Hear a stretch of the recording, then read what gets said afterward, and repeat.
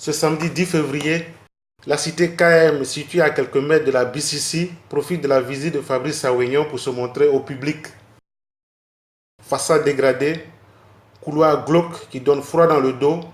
Bref, la cité défie les idées reçues et tout ce qui fait croire que le plateau a un quartier chic aux populations aisées.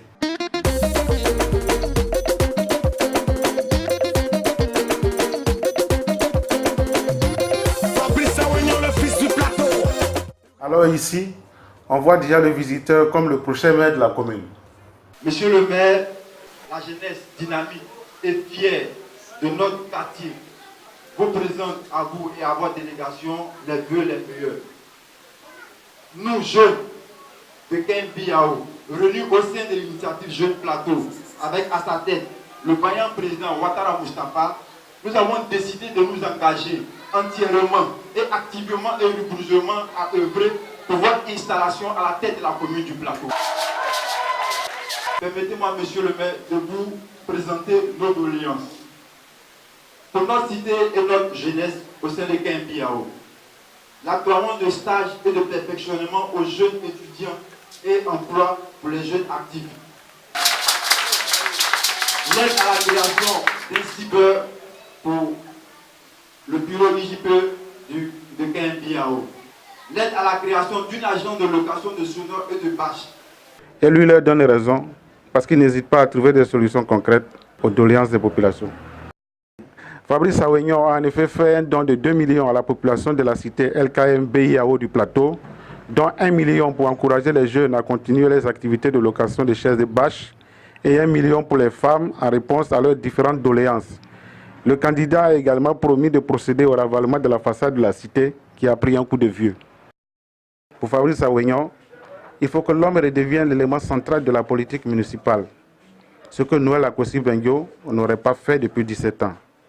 On a entamé donc il y a un peu plus de 2 ans maintenant une tournée de l'ensemble des quartiers du plateau. Notre but est de constater, de vivre le quotidien des populations du plateau. Parce que beaucoup de personnes font croire que le plateau est riche, que le plateau est beau, que le plateau n'a besoin de rien. Alors qu'en réalité, nous qui avons grandi et vécu au plateau, connaissons les difficultés de nos parents.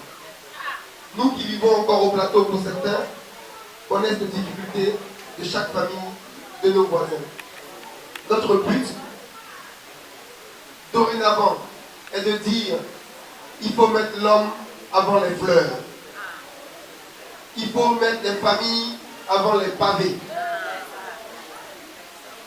Fleurs, c'est bien, mais ça ne met pas un enfant à l'école. Fleurs, c'est bien, mais ça ne soigne pas une femme qui est malade. Pavé, c'est bien, mais ça ne paye pas le salaire de quelqu'un.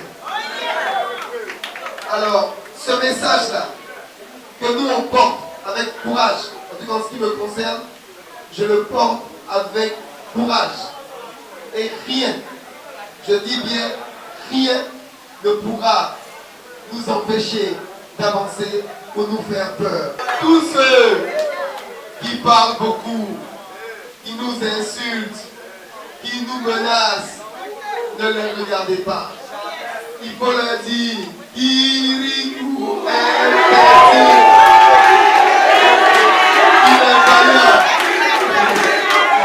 On veut que nos enfants aillent à l'école, que nos enfants travaillent. Et c'est de ça qu'il s'agit. Le combat qu'on porte n'est pas un combat personnel, c'est un combat collectif, c'est un combat communautaire. On a besoin d'être ensemble pour le réussir. Si vous me laissez seul, est-ce que c'est possible?